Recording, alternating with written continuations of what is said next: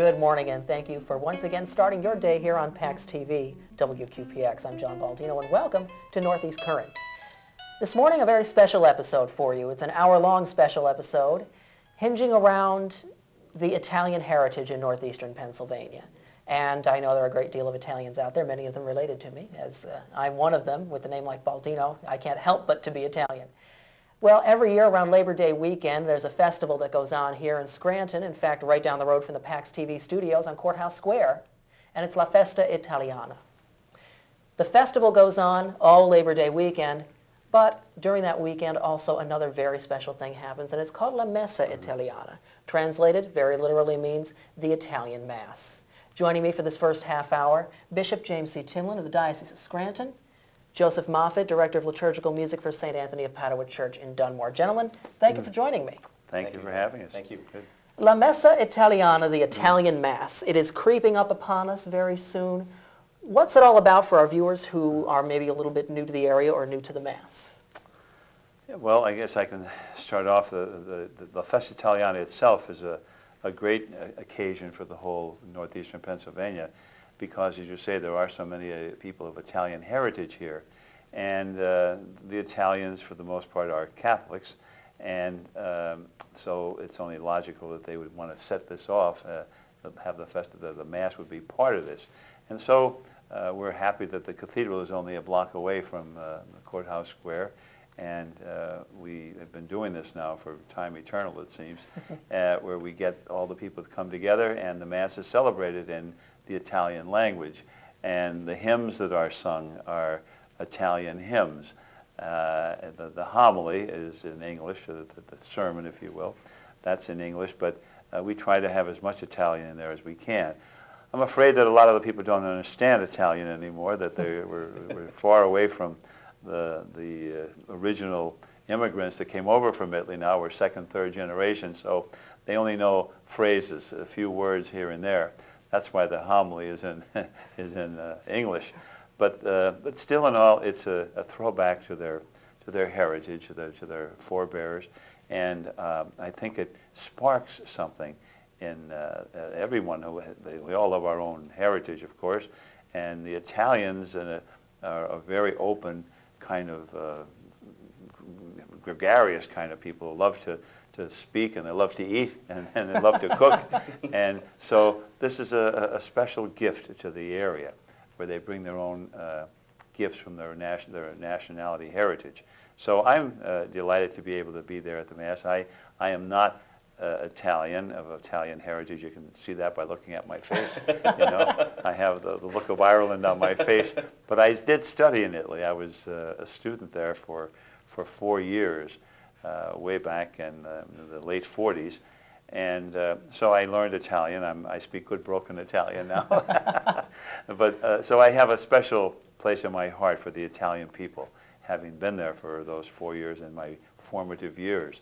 So I'm delighted to be able to be part of the celebration, and I will not be the celebrant of the Mass, but I will be presiding at the Mass, and will say a few words at the end of Mass.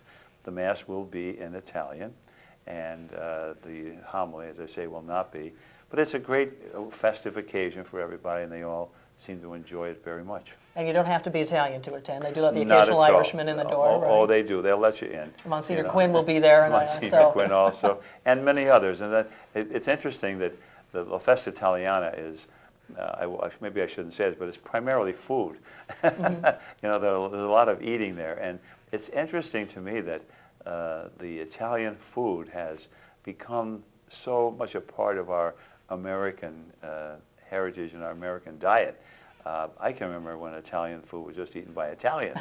You know, it had not sprung forth as becoming so very popular as it is today. Pizza, pasta of all kinds. It was always there. The Italians, of course, ate these things, but the rest of us did not eat it as much, unless you go to Old Forge or Dunmore, someplace like that. But now the whole community, the whole country has discovered Italian food, and it's very, very popular now. A lot of people love pasta and the Italian food. They are good cooks. and they do a splendid job. So they'll all be out in droves, but we want to have them come over to Mass at 12:15 at the cathedral to start the ball rolling, as it were, to begin it with Mass is only proper. Yes, and I find it, having grown up in an Italian family, and Joe, you can probably attest to this as well, all of our celebrations in the Italian families have always revolved around two things: food and music. Absolutely. I know you can't walk into my grandmother's house without her putting something to eat in front right. of you, and without my grandfather breaking out the guitar. We've talked a lot about the food that's going to be going on at La Festa Italiana. When we get into the Mass, let's talk a little bit about the music. Joe, you are moving over from St. Anthony of Padua to come downtown to St. Peter's Cathedral. We're taking the troops downtown, from Dunmore to the downtown. And as one of the great saints once said, when you sing, you pray twice. So that's why music is a very key part of any liturgy, but in particular for the La Messa Italiana. And the hymns that we choose for this liturgy, 99% of them obviously are in Italian, with the exception of the responsorial psalm, part of the liturgy of the word, which is done in English for our third and fourth and fifth generation Italians who do not speak Italian, so they can take some nourishment from the liturgy verbally. The rest, they could see with actions, from the preparation of the gifts to the consecration. But the music that we use is of a very festive nature. We add mandolins in, which are very flavorful of the area, and guitars, and then we even throw some brass in there to give it that big European flair to it, and we put a lot of ginger on it, if you will. And the people really enjoy it, and I've been directing the music for the La Messa Italiana for about, I'd say, 5 years now. This will be my 6th year, and we enjoy doing it. When I was in Italy in 1996, and going to different churches and masses, I picked up a couple different things and kind of went over to the organist and borrowed this and borrowed that. So that's where we came across the scoring and the music setting for this liturgy. Now, generally, it's most of the same music that we're hearing year after year, but you always throw in something a little bit different, something a little new. What can we expect that might be a little bit different this year? This year, what you can expect to hear would be a hymn by the name of Gloria a te, Cristo Gesù. And this would be the song which the Italians began singing 2 years ago in preparation for the millennium. And they sang it for the year 2000, and now they're singing it for the year 2001. And the Italians just have gone crazy over it, and they really love it. Gloria te, Cristo Gesù. Gloria te, Cristo Gesù. Gesù. Translated, glory to Jesus Christ? To you, Jesus. Glory to you, Jesus Christ. Oh, I was close. All right. Very good. But the Italians just, they love it, and they've been doing it at most of their liturgies. And one of our local seminarians from this diocese, Paul Fontanella, who is a student at the North American College, who also this year was the music director at the North American College, he sent me that in the mail and said, here, give this a shot for the La Messa Italiana. You might enjoy this. So that'll be something new to it. I mean, we obviously don't have in this area a very large library of Italian music. Right. Okay, we don't celebrate our liturgies in Italian. Back in the day, as I understand, and Bishop Timlin would be able to share with us, in our ethnic parishes, such as St. Anthony's and Dunmore and St. Lucy's and so on and so forth, where I'm sure there was a Mass celebrated on a Sunday in Italian for the people who, as you would say, just came off the boat. There was a liturgy celebrated in Italian, but since we don't have that need anymore, then we really don't have that type of music at our fingertips. So we really need to go over to the old country and make our contacts and see what we can get. It's interesting that and you're speaking of the old days when the people came over in the wave of migration. In those days, the Mass was in Latin. They never had Mass in Italian. Right. That didn't come until the 70s, actually, so it's just not that long ago. And the homily, however, would be in Italian in those days. They might do that, but the Mass itself would be in Italian, and the hymns that they would sing would be the hymns that they sang, way back when they were children over in Italy. And the same would be true of the other ethnic groups. They would sing old Polish hymns and things. But it's actually it's interesting to note that the liturgies, the hymns that they would be singing were frozen. They would be singing the hymns that they learned when they were children 50 years ago. It would be 100 years ago now. You go over to Italy and go over to Poland, and they would not be singing these hymns because they would be learning new hymns, just like we would not be singing hymns in English today that they sang 50 years ago, for the most part. Now that the old classics are there, and always. Tu scende delle stelle. Absolutely. They'll be singing hymns like that, the Christmas carols and things of that nature. But It's an interesting phenomenon in our area that so many people, I remember this happened with the Polish hymn. We were over in Poland with a group not too long ago, pilgrimage, and we were singing the Polish hymns, and the children, the people that were there, didn't know them. And the people that were with us said, what's happened? How could they not know these very special hymns? And somebody told me, said, those hymns are very old. The people don't sing those hymns anymore. And yet we were frozen in that time zone. And I think the same thing would happen to a certain extent with the Italian hymns, except the old classics, you know, they endure forever. So I'm glad that we're getting a contemporary hymn from Italy now that's going to be sung today. That'll be something new for them all. But it is interesting that in those days, in the old days, we didn't have Mass in all these languages. Now we do it on special occasions, like in Italian, Polish, German. And this area, as I indicated before, is so rich ethnically speaking. We have so many people coming from all over the world, all over Eastern Europe anyway, and Europe, that they all descended here in our area, and we are all the richer for it, for having these people come in back with all their traditions and so forth. Some areas don't have that, you know, but we've had it here because of the coal mines. They came here and there was lots of work. Lots of work here, and so this is the whole idea of La Messa Italiana, the Festa Italiana, is to celebrate our ethnic heritage and to remind ourselves of where we came from and who we are and what great gifts those people have been to our area. So that's what the whole idea is, to come out and celebrate with all the Italians, and then when other people have their festive occasions, we should celebrate those too. And it should not be something that's going to divide us. You know, that probably happened 100 years ago, where there was a little bit of rivalry, or they weren't able to assimilate completely.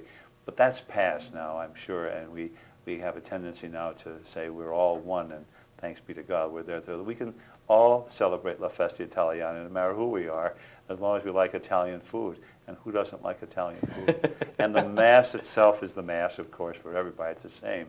The only thing that will be different will be the ethnic music of the past, and Joe does a great job with that. Thank you. And the language of the Mass will be in Italian, too. I hope they understand some of it anyway. Do you find that with the Mass being done in Italian, does it bring us back a little bit to the mystery of the Mass that was there when it was said in Latin? Well, that's a very profound question, John. I don't know if you know how profound it is. That could lead to a big, long discussion about what has happened since we went into English and the loss of the mysteries. You say that certainly is something you hear quite a bit, that we're now, there's been a shift, the Mass is the same. It's always been the same from the time of our Lord. It goes back to the Last Supper. But there has been a shift away from the Mass being almost like the private prayer of the priest. He just said the prayer in quietly, and the people were behind him and just following along as best they could. And they had a tendency to just kind of be introverted and go in by themselves. This shift that took place 30, 45 years ago, 40 years ago, was to get everybody to participate in the Mass. Everybody participates, and it's in English. And a lot of people feel that we've lost some of that quiet, that mystery, if you will, because it was in another language. I don't know, that was maybe a misunderstanding of what the Mass really was. Now we're trying to emphasize what it is, but there are some people who would say that we've lost something. I think we've also gained something by going into English, and time will tell whether we've lost more than we've gained more than we lost. But we'll keep refining this now. When the Mass was frozen for 400 years, that's just the way it was stuck. Well, now it's been unstuck, and we're moving, and so it's changing constantly now. We don't want to change too much. Now, I say change, it doesn't change essentially. It's the same Mass, exactly. We have the diamond there. We just change the mounting of the diamond a little bit and bring it up to date. And so to get the people to participate in the action, that's why we went into the vernacular. But now you say when we go into Italian, we're going back to the old Latin. We might as well be in Chinese if they don't understand if they don't understand Italian, you know. So we're going back, and therefore we'll gain some of that mystery, but not quite as much, because even though it's going to be in a language they don't understand, many of them won't understand. It will be out loud, Yes. and they'll know pretty much what's being said, you know. So, but in the old days, and when I was young, it was quiet. It was said so the people could not hear what was being said. It was the canon of the Mass was recited under your breath. Oh. So everything was quiet, and that would give the air of the hour of mystery, or whatever you will. Now we're saying it out loud in English. Prayers are being said in a language they understand. So you see, you're getting into that's what I mean by you're getting into Yes. some pretty deep water here. We can do a special Yes, just we on could. this On this. issue. Exactly. I know you don't want to get into that now, but we're getting far afield on it. But it's an interesting discussion, very interesting. It's, I mean, I know personally, I never participated in the Latin Mass, obviously. I'm not from that generation. I'm about a generation later. But I know that ever since Joe kind of grabbed me and pulled me into the music liturgy and the music ministry some 6 or 7 years ago, I felt like more a part of the Mass, even closer to God, in that I am more participating. Absolutely. I think that makes a big difference. Speaking of participants and people participating, it's your choir of St. Anthony of Padua, joined by some guests, and the Dunmore Community Chorus, correct, who's actually doing the music. That is right. The initial group, which Monsignor Sicanolfi called probably about 15 to 20 years ago to initially begin providing music for, was the Dunmore Community Chorus. And then about 5 years ago, they had said, well, why don't we try something different and add some more people to it? And they gave me a call, and we added St. Anthony's Choir into it. And as you said, we do have some guest musicians who come in, and the brass quartet of St. Peter's Cathedral accompanies us as well. And there are 4 gentlemen from Dunmore who are well-known musicians who come in and they play the traditional mandolin. And the unique part about that is that many people think when they see a stringed instrument, they're all played the same. But the mandolin, there's a certain very traditional technique that was brought over from the old country that has to be done when you're playing the mandolin. There's a certain sense of a guitar you strum, a mandolin you have to do more of a picking technique to it. And so you really have to find these musicians who can provide you with this sound. It's a very unique sound, and Bishop Timlin can tell you, and as well you know yourself, there's a very distinct sound to the mandolin, and it gives it that Italian, Mediterranean flavor to it, to the music. It does. It truly, I mean, from the minute you walk in that door, because they're playing some music before things get started, as people are walking in, it really has a very Mediterranean feel to it. What has, in the vast history of this Mass, what kind of impact has it had on the Diocese of Scranton and on our parishioners?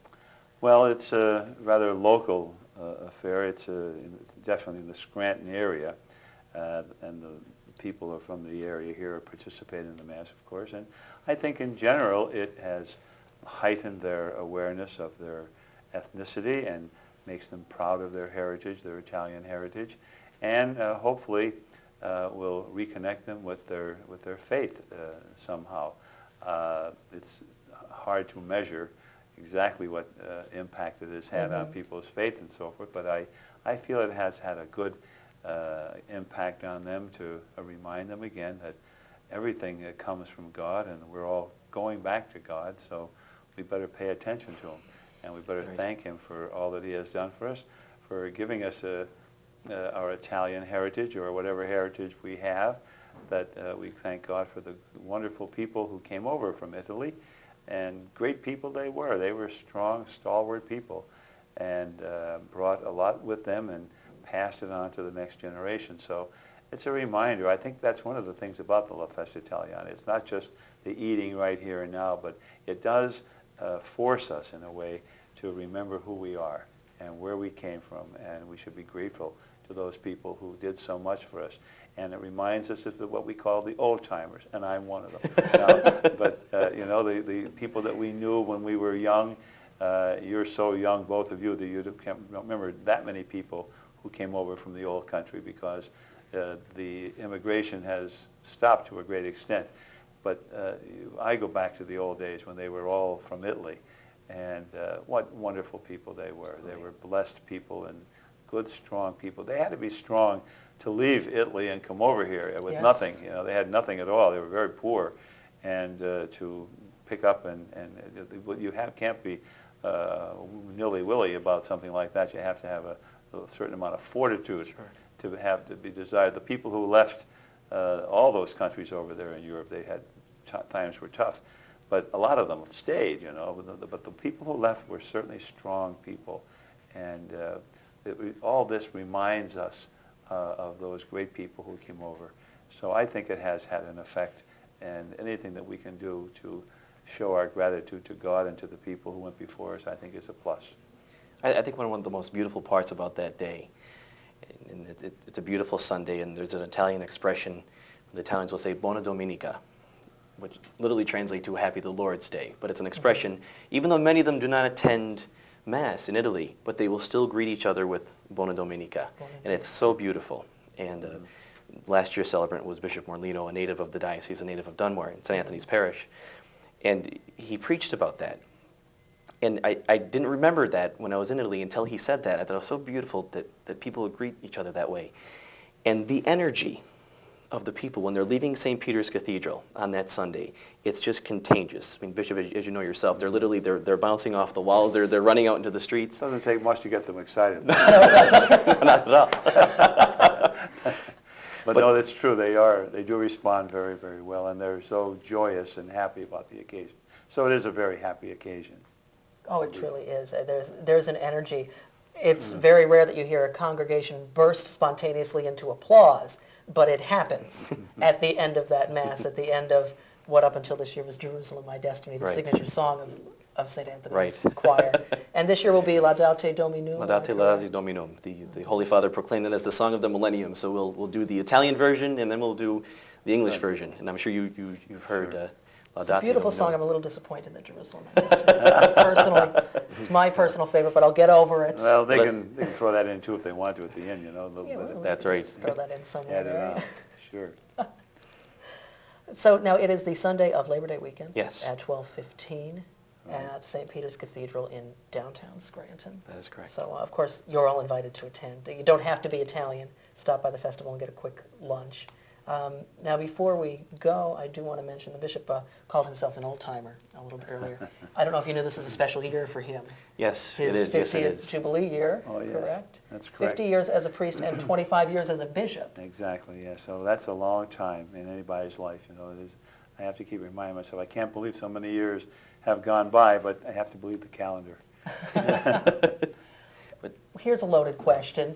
What do you think, looking back over your 50-year career, was your biggest accomplishment? Well, I have not really accomplished anything dramatic or great in those 50 years. I suppose the best thing I could say would be survival. That I have actually lived this long, you know. That's about the only thing I've done. I'm not one who has done anything great. I hope that I have kept the ship afloat, you know, that we've been able to go along and that I survived. Someone put down that one word, survive, in a chapel one time, survive, and then someone came along and said, with style. Put that on the thing. So I don't know how much style we've brought to it, but at least we have kept the ship afloat, I hope, and that we've done something, but nothing dramatic. I'm a parish priest at heart. That's what I've been most of my life, at least, well, at one time most of my life. And I still consider myself to be a parish priest, but my parish is pretty large now. It's all of northeastern Pennsylvania. So I have not done anything all that dramatic that I can point out and say it's been a wonderful life, a very good life, a challenging life, a hard life in many ways, but just something that's been very fulfilling for me, a very busy life. So I really can't say that we did lots of the things that happened, but nothing all that dramatic. I would like to be able to say, well, I discovered America or something, you know, but nothing like that. I just don't, nothing sticks out anyway. And people often ask me questions like that, you know, if you had what was the most important thing you did, or something, or what did you like best about being a bishop? It's one of those interviewers' stock questions that you throw out. What did you like least? What was the biggest problem you have faced and all that?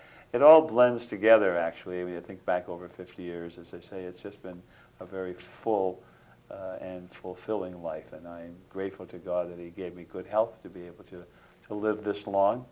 And it is a long time. I used to think anybody that lived to be 50 years a priest was a very old man. And I don't feel any different than I did when I was younger, but I guess I say I have to believe the calendar. It's there. But I'm grateful, and I'd love to be able to answer that question by saying, well, now I did A, B, C, D, and all that. And he did do a lot, John. He's holding back an awful lot. Oh, the bishop has done a great amount. I think humility is playing a role here. Well, not really. I'm very objective. And the bishop, as I'm sure you know, is a great role model to many people. And as you could judge from just from seeing the young people at St. Anthony's and the young men of St. Anthony's, their actions and their movements are that of Bishop Timlin's, of course. And when I was with a bunch of high school students not too long ago, and the bishop had visited the classroom of Bishop Hannon, and he had been going through an old yearbook when he taught it at what was Cathedral High School then. And the young lady said how handsome of a priest he was, and they said, and he is so stately now, and what a great role model that you are to young people, and that's a definite feather in your hat. Well, I don't know about that. I'm a lot older than they are. You know, I could be their great-grandfather as far as that goes. They're that old, and so, as I say, I think we survived so far, thanks be to God, and I'm grateful for the opportunity to have been a priest for so long, you know, and to be able to be still around to look back on 50 years. That's one of the things that older people do, is they remember. They have a lot to remember. That's why they get forgetful after a while. They have so much more to remember than everybody else. But it is a great gift, and I'm not playing that down at all. I'm most grateful to God for all that he has done for me. Well, gentlemen, thank you very much. There's so much more I'd like to talk about. Unfortunately, we are Thank you. running out of time. It's time to take a quick break and bring my next guests on, talking about La Festa Italiana itself. So we are going to take a short break. We'll be right back after this. My thanks to Joseph Moffitt, Thank you. Bishop Timlin. Thank you for coming, and we'll see you right after these messages.